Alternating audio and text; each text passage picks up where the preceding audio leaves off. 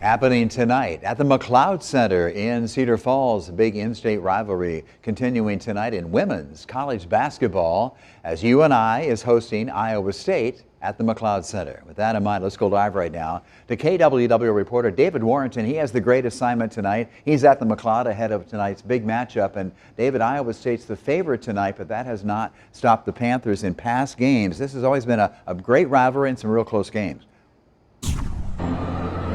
You're absolutely right, Ron. And it was here in the McLeod Center 2 years ago that Iowa State came in ranked number 7 in the country, and UNI gave them everything they could handle, ultimately falling by just 3 points.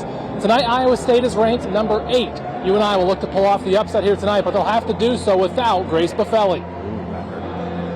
UNI Athletics announced this morning that star forward Grace Boffeli, who played a big role in keeping UNI competitive against Iowa State 2 years ago, will miss the remainder of the season with a torn ACL that she suffered on Saturday against Ball State. That plays an extra important role for tonight's game when UNI will look to slow down Iowa State star center Audie Crooks. The sophomore is averaging nearly 19 points and 8 rebounds per game and has been a force inside. Both Tanya Warren and Bill Fenley know all too well that anything can happen in an in-state matchup.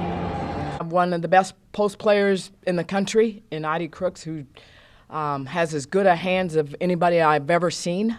We have to step on the floor believing that we can win this basketball game. So I'm excited to see how we bounce back, but it's a great opportunity. A lot of people want to talk about South Carolina or UConn or conference games. I mean, the 3 in-state games for me, I'm not speaking for anyone else, they're the hardest games on our schedule. For a lot of reasons, and especially when they're on the road. It's expected to be a packed and raucous crowd inside the McLeod Center tonight, something UNI hopes to use to their advantage.